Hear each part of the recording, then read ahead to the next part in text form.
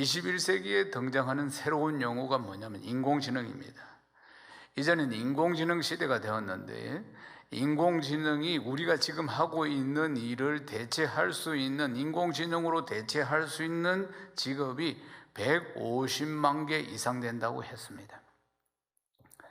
그럼 인공지능으로 대체할 수 있는 일들이 지금 우리가 하고 있는 일들, 변호사, 여러 가지가, 의사도 마찬가지고, 이 많은 직종이 150만 개니까, 이제 앞으로 시대에는 지금 하고 있는 일을 90% 이상들이 로봇이나 인공지능이 하는 시대가 온다는 겁니다. 수많은 실업자들이 나올 것이다 하는 것이 예측되는 일입니다. 지금도 많이 그렇게 인공지능으로 대처하고 있다는 거 아니겠습니까? 그러니까 변화를 거듭하고 있는, 예측할 수 없는 이 변화 속에 살아가는 우리는 불확실성의 시대에 있다, 이렇게 확실한 게 하나도 없다 이 말입니다. 청년들이 대기업에 입사하기를 얼마나 기대합니까? 이전에는 대기업에 입사하면은 완전히 이제 철밥통처럼 아주 정년까지 이게 보장이 됩니다, 보면은. 그래서 대기업이 안전하고 튼튼하니까 대기업을 아주 선망하고 그렇게 공부 열심히 해가지고 대기업에 들어가려고 했죠. 그러나 그것조차도 불확실합니다. 그러니까 글로벌 컨설팅 업체인 맥킨지라는 업체의 CEO가 창조적 파괴라는 책에 보면은 기업들의 수명에 대해서 이야기를 합니다. 1935년도에 기업의 수명은 대기업이 90년이었어요. 1975년도에는 30년, 1995년도는 22명, 2015년은 15년, 이렇게 구성이 되었습니다. 그러니까 대기업의 수명이 점점 짧아지고 있다는 거예요. 그 세상은 걷잡을 수 없이 아주 빠르게 변하고 있다는 사실입니다. 인공지능 시대가 오면은 인공지능 때문에 150만 개의 직업이 사라진다는 거예요. 150만 개의 직업이. 그러니까 이제 인공지능 때문에 사람들이 구조조정을 당해야 하는 그런 날이 지금도 시작되었습니다. 이미 시작되었습니다. 앞으로 더 급격하게 이런 날이 올 거라는 거예요. 그러니까 미래는 더 불투명해졌어요. 미래가 불투명해지니까 사람들 마음은 굉장히 다급해졌다는 겁니다. 그러니까 앞으로 뭘 믿고 뭘 붙들고 가야 할지 이제 종잡을 수가 없는 이런 시대 속에 살아가면서, 그러니까 사람들이 마음이 다급하니까 뭔가를 자기가 목표로 하는 걸 이루어야 하는데, 그것도 장시간이 아니고 단시간에 이루려고 하는 겁니다. 왜냐하면 앞이 불투명하니까. 사랑하는 여러분, 성경에 보면 많은 인물들이 나옵니다. 하나님께서 수많은 인물들을 우리에게 보여주시는 까닭이 무엇이겠습니까? 이 인물을 통해서 어떤 문제들, 어떤 것들을 깨닫기를 원하십니까? 참으로 중요한 것은 세상 사람들이 세상적인 가치관을 가지고 그들이 조급하고 다급한 마음, 불투명한 이 미래 속에서 뛴다고 해서 우리 믿는 사람들도 같이 뛰어서는 안 된다는 것입니다. 우리는 원칙이 있습니다. 그것은 하나님의 말씀입니다. 우리가 가야 할 길이 있습니다. 그것은 하나님의 말씀인 것입니다. 말씀의 원리에 의해서, 그 말씀에 순종하고 그 말씀 안에서 우리가 진리를 누리고 자유를 누리는 것이 그리스도인의 삶임을 믿으시기를 주의 이름 축원합니다. 서울 가면은 영등포구 당산동에 당산역이 있습니다. 이 지하철역은 지하철 2호선과 9호선이 만나는 환승역입니다. 2호선은 지상에 있고 9호선은 저 땅 깊은 곳에 있습니다. 이것을 연결하는 환승로가 에스컬레이터가 있는데, 에스컬레이터가 지하로 내려가는 에스컬레이터가 올라갔다 내려갔다는 게 48m가 됩니다. 출퇴근 시간에 보면은 사람들이 시간이 막 쫓기잖아요. 다들 보면은. 그러니까 환승을 하기 위해서 내려서 이제 방송이 저 다른 차선에서 지금 차가 들어오고 있습니다 하면 사람들이 막 뛰는 겁니다. 그 차를 타려고, 환승을 하려고. 그런데 뛴다고 해서 탈 수 있는 시간이 아니라는 거예요. 그래서 뛰지 말라 문구가 이쪽에 가는 곳곳마다 포스터에 붙어 있습니다. 포스터를 만들었어. 그런데 사람들이 뛴다는 거예요. 심리적으로 차가 들어온다고 하니까 환승하기 위해서. 에스컬레이터가 48m인데 아무리 뛰어도 들어오는 차 탈 수 없는데도 심리적으로 지금 출퇴근 시간이니까 다급하니까 막 뛰면서 사고도 많이 난다는 거예요. 그래서 뛰지 말라고, 그래서 이 모양 저 모양으로 홍보를 하는데도 불구하고 사람들이 막 뛴다는 것입니다. 그런데 이 문장을 딱 써서 붙이고 난 이후부터는 사람들이 안 뛴다는 거예요. 지금 들어오는 저 열차 여기서 뛰어도 못합니다. 제가 해봤어요. 이걸 딱 만들어 붙이고 나서부터는 사람들이 뛰려고 하다가 그거 딱 보다가 아마 지가 해봤단다. 여기서 뛰어도 안 된다. 내가 해봤어요. 사랑하는 여러분, 수많은 인물이 등장합니다. 롯도, 아브라함도, 다윗도, 바울도 수없이 인물이 등장하는 게 뭡니까? 내가 해봤어요 하는 이야기인 겁니다. 내가 해봤다는 겁니다. 다 우리 인생들이 지금도 하고 있는 것들 아닙니까? 다 육신의 정욕과 안목의 정욕과 이 세상의 자랑에 매여서 끊임없이 우리가 그 시절이나 이 시절이나 반복하고 있는 인생의 모습들 별 다른 게 없습니다. 사랑하는 여러분, 롯이 등장했습니다. 롯을 통해서 얻는 교훈이 뭡니까? 롯이 아브라함의 공동체, 말씀의 공동체, 은혜의 공동체를 떠나서 자신이 원하는 성이 있는, 자기를 지켜줄 것 같은 그 성이 있는, 그리고 또 돈을 벌면 뭐 써야 되지 않겠어요? 쾌락이 있는, 아주 인생에 즐거움이 있는 소돔 땅, 그곳에 사는 것, 그곳에서 부유하게 사는 것, 그게 자기 인생의 목표였습니다. 그러나 실제로 소돔 땅으로 가서 그렇게 살았지만 그 인생은 성공한 인생이 아닙니다. 사랑하는 여러분, 우리 믿는 사람들이 세상 사람들이 말하는 그런 성공이라는 기준을 가지고 세상 사람들이 뛴다고 같이 뛰어서는 안 된다는 것입니다. 우리는 언제나 우리 인생의 좌표는 하나님의 말씀입니다. 아멘이십니까? 말씀이 가라고 하면 가는 것이고 말씀이 서라고 하면 서는 것입니다. 말씀이 좌하면 좌하고 말씀이 우하면 우하는 것이에요. 사랑하는 여러분, 그리스도인은 세상 사람들이 말하는 성공이라는 개념하고는 다른 성공의 개념을 가지고 있습니다. 결코 우리는 세상 사람들의 가치관으로 만들어진 성공이 우리의 성공이 아니라는 걸 기억해야 합니다. 우리 인생은 어떻습니까? 이 세상으로 끝납니까? 아닙니다. 우리 인생은 이 세상으로 끝나는 게 아니에요. 사랑하는 여러분, 우리가 이 땅에서 실패자로 살았다고 해서 하나님 나라의 실패자가 아니라는 것입니다. 그리스도인은 이 세상의 삶으로 끝나는 것이 아니고 이 세상에서 이제 영원한 세상으로 이어지기 때문에 그리스도인 성공은 초점부터가 다르다는 것입니다. 그리스도인이 세상 사람들처럼 이 세상에서 부유하게, 풍성하게, 안락하게, 평안하게, 행복하게 그렇게 살았다고 하는 것이 인생의 결과가 될 수 없습니다. 비록 이 땅에서 힘들게 살았다고 하더라도 내가 얼마나 하나님 말씀 안에 살았고 얼마나 하나님의 은혜 안에 살고 하나님의 사랑을 받으면서 살았는가 하는 것이 중요한 결과인 줄로 믿습니다. 약속의 땅입니다. 약속의 땅은 하나님께서 약속하신 복이 우리의 삶을 통해서 이루어 가시는 하나님의 역사를 보게 하는 땅이 바로 약속의 땅인 줄로 믿습니다. 내가 쌓은 성이 아닙니다. 비록 장막에 산다 할지라도 하나님의 은혜를 누리고 하나님의 보석에서 사는 것을 경험하게 하는 땅이 바로 약속의 땅임을 믿으시기를 주님의 이름 축원합니다. 약속의 땅은 하나님의 은혜와 자비하심의 기적을 날마다 누리는 곳입니다. 날마다 누리는 우리 풍성한 가족들 되시기를 주님의 이름으로 축원합니다. 롯이 산으로 도망가라고 했는데 불안했어. 저 보이는 작은 성인 소아래라도 보내주세요 해서 소아래 도착하자마자 드디어 하나님의 심판이 시작되었습니다. 창세기 19장 23절입니다. 롯이 소아래에 들어갈 때에 해가 돋았더라. 사랑하는 여러분, 이 사진을 보십시오.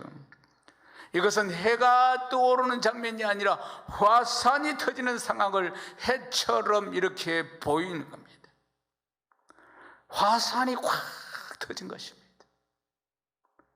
하나님은 죄악의 성 소돔과 고모라와 그 주변까지 유황과 불을 비같이 다 내려서 다 엎어서 멸하셨다고 성경은 말씀하고 있습니다. 그러니까 하나님은 초자연적인 방법으로 소돔과 고모라를 뒤엎어버린 것입니다. 결국 소돔과 고모라는 그 죄로 말미암아 멸망당한 것이에요. 하나님은 죄를 그냥 두시지 않습니다. 반드시 심판하시는 것입니다. 그것을 소돔과 고모라를 통해서 우리에게 보여주시는 것이에요. 베드로후서 2장 6절 말씀 읽겠습니다. 소돔과 고모라 성을 멸망하기로 정하여 죄가 되게 하사 후세에 경건하지 아니할 자들에게 본으로 삼으셨으며. 아멘. 하나님께서 왜 소돔과 고모라를 유황불로 멸망을 시켰을까요? 그들의 죄악이 극에 달했기 때문입니다. 소돔과 고모라 성 안에는 하나님의 말씀을 듣는 사람이 한 사람도 없었기 때문입니다. 그들은 보아야 할 것을 보지 못하였고 들어야 할 것 하나님의 말씀을 듣지 못하는 자들이었습니다. 그래서 그들이 심판을 받았습니다. 그렇지만 우리 역시도 소돔과 고모라 성 안에 살았던 사람들의 그 충격적인, 결국 심판을 받을 수밖에 없는 그 충격적인 삶에 대해서 비판하고 비난할 사람 없습니다. 왜요? 우리도 하나님의 공의와 심판 앞에 자기의 의를 드러낼 수 있는 의인이 한 사람도 없기 때문입니다. 우리 모두가 죄인이기 때문에 그렇습니다. 사랑하는 여러분, 우리는 예수의 보혈이 아니고는 한 걸음도 하나님 앞에 나아갈 수 없는 자인 줄로 믿습니다. 때때로 우리는 인생을 살면서 하나님께서 우리의 삶을 엎으시는 상황을 경험할 때가 있습니다. 내 인생의 상황들을, 건강을, 경제를, 인간관계를, 가정을 엎으실 때, 그때 우리는 내 인생에 왜 이런 일이 일어났는지 때로는 이해가 안 될 때도 있습니다. 사랑하는 여러분, 하나님께서 우리 인생을 전적으로 통치하고 계시는데 왜 때로는 하나님께서 우리 인생을 엎으실까 하는 것입니다. 그때는 정말 숨이 막힙니다. 동을 봐도 서를 봐도 남을 보고 사방을 다 봐도 다 깜깜하고 막혀있는 그런 상황입니다. 어디로 갈 수도 없는 그런 상황이, 숨 막히는 상황이 우리 인생에는 여러 차례 나타날 수 있습니다. 그렇지만 그것은 하나님이 우리를 실패하게 만들기 위해서 하시는 것이 아닙니다. 우리를 다시 한번 엉뚱한 길로 가고 있는, 세상을 향해 가고 있는, 욕망을 향해 가고 있는, 하나님의 뜻과 상관없는 길을 가고 있는 우리를 다시 돌이키게 하는 하나님의 은혜의 시간이고 우리 일생의 골든타임인 줄로 믿습니다. 사랑하는 여러분, 그 인생의 가장 힘든 순간, 내 인생이 엎어졌을 때 그 인생, 그때서야 하나님의 숨결을 느끼게 되는 시간 아니겠습니까? 내 가까이 다가와서 나를 지켜보시는 하나님이십니다. 내 인생을 엎으시는 그 시간이야말로 오로지 하나님만을 의지하고 하나님을 만나는 내 인생의 광야인 줄로 믿습니다. 고난과 역경이 있다는 것은 하나님의 은혜를 경험하는 선물의 시간이 되는 줄로 믿습니다. 내 인생에 신호등이, 빨간 신호등이 들어왔습니다. 어떻게 해야겠습니까? 빨간 신호등이 들어왔습니다. 가는 길을 허겁지겁 남 달려간다고 나도 달려가고 하나님과 멀어졌던 내 인생인데 하나님께서 그 발걸음을 멈추게 하시는 하나님의 독특한 방법이고 은혜와 긍휼과 자비하신 그 사랑의 손길을 경험하는 절묘한 시간들인 줄로 믿습니다. 두려워하지 마십시오. 놀라지 마십시오. 내 인생의 그 광야길에서 하나님을 더 깊이 만나는 은혜가 임하는 시간인 줄로 믿습니다. 하나님은 우리의 삶을 엎으시고 흔드신다고 해서 우리를 결코 망하게 만드시는 것이 아닙니다. 하나님은 우리 인생을 더 단련시켜서 우리 인생을 일으켜 세워서 그렇게 사랑하시기 때문에 우리의 삶을 살짝 엎으신다는 것을 기억하셔서 믿음으로 주께 더 가까이가 승리해야 할 줄로 믿습니다. 나를 미워해서 그런 것이 아닙니다. 나를 싫어해서도 아닙니다. 내 인생을 망가뜨리기 위해서 그러는 것도 아닙니다.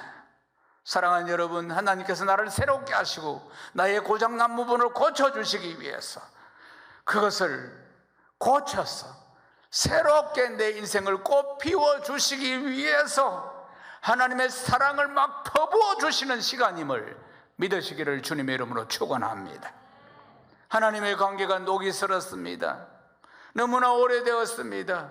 그래서 낀 녹을 닦아내게 하실 것이고, 하나님과의 관계가 핀트가 맞지 않습니다. 얼마나 오래되었는지 모릅니다.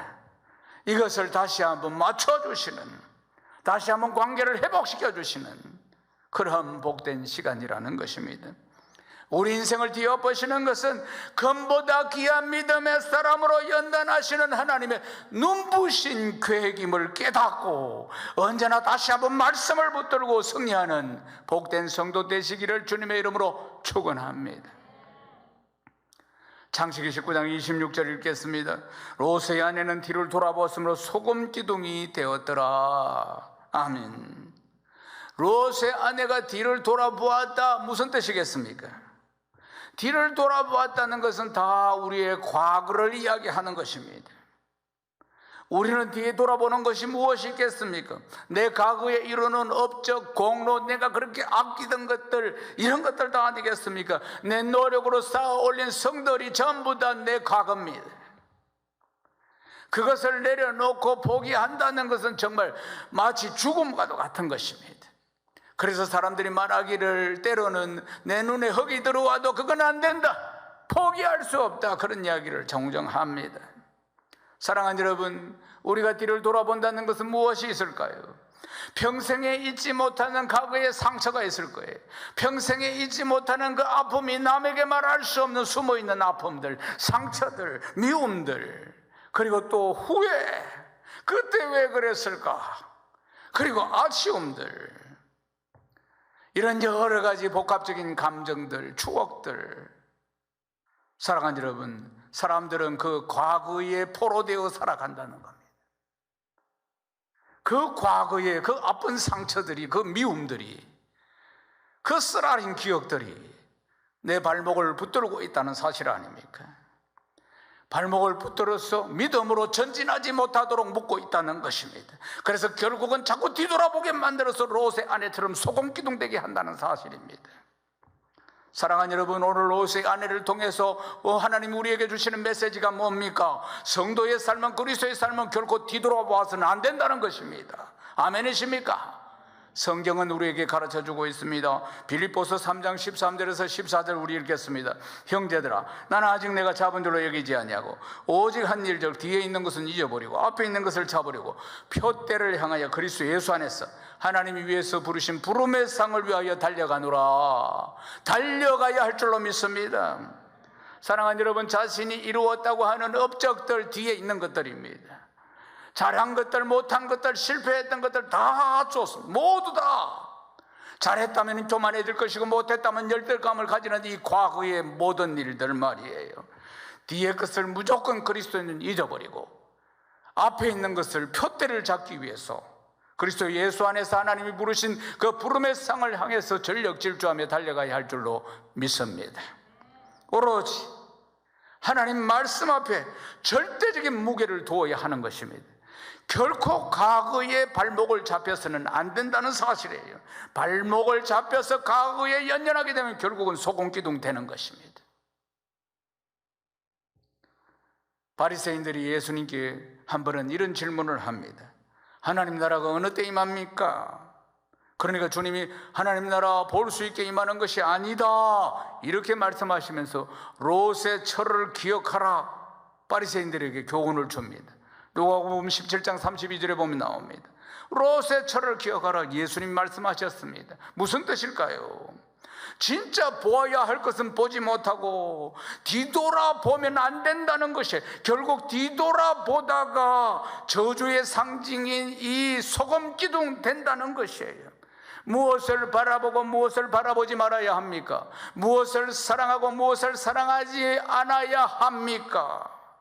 요한일서 2장 15절이 답입니다. 함께 읽겠습니다. 이 세상이나 세상에 있는 것들을 사랑하지 말라. 누구든지 세상을 사랑하면 아버지의 사랑이 그 안에 있지 아니하니. 아멘. 사랑하는 여러분, 하나님께서 아브라함의 자손들을 통해서 이루고자 하시는 게 뭡니까? 하나님 나라입니다. 우리는 우리 힘으로 결코 구원받을 수 없는 죄인임을 잘 아시죠? 전적인 하나님의 은혜로, 전적인 하나님의 사랑으로, 그 보혈로 우리가 죄씻음 받고 하나님의 자녀가 되었습니다. 우리를 통해서 하나님이 이루시겠다고 하신 것이 뭡니까? 하나님 나라를 회복하는 것입니다. 하나님 나라를 세우는 것입니다. 사랑하는 여러분, 그렇지만 롯의 아내처럼 끊으려고 해도 끊을 수 없는 새 속에 발목 잡힌 사람, 결국 옛사람을 십자가에 못 박지 못하고 여전히 그 옛사람의 건성대로 살아가며 세상 것을 흘끔흘끔 돌아보면서 뒤돌아보거나 그것에 연연해하는 사람은 결국은 소금기둥 되는 것입니다. 그것을 놓아야지. 그 세상적인 것들을 다 놓아야지 하나님의 은혜와 자비와 긍휼을 덧입게 되는 줄로 믿습니다. 그렇지만 우리 중에 어느 누구도 자기 힘으로 그 새 속의 끈을 끊을 수 있는 사람은 없습니다. 우리 역시도 연약하기 때문에 롯의 아내처럼 그렇게 뒤돌아보다가 새 속에 빠져 살다가 하염없이 뒤돌아보다가 그러다가 소금기둥 되는 겁니다. 하나님의 은혜가 아니면은 한시도 믿음의 주여 온전케 하시는 예수 그리스도 바라볼 수 없습니다. 한시도 부름의 상을 향해 달려갈 수 없는 자들이라는 것입니다. 세상의 유혹이 얼마나 달콤하고 강한지 말로 다 표현할 수가 없습니다. 하나님께서 우리를 의로 덧입혀 주셔서 자비와 은혜를 더하여 주셨기 때문에 우리가 지금 이 시간까지 올 수 있는 것을 믿습니다. 만약에 하나님이 붙들어 주시지 않고 하나님의 자비와 은혜가 없었더라면 우리는 세상 돌아보고 롯의 아내처럼 이미 소금기둥 되었을 것입니다. 이 말씀은 하나님의 은혜가 아니면은 어느 누구 하나도 구원받을 수 없다는 사실을 결코 잊어서는 안 된다는 사실입니다.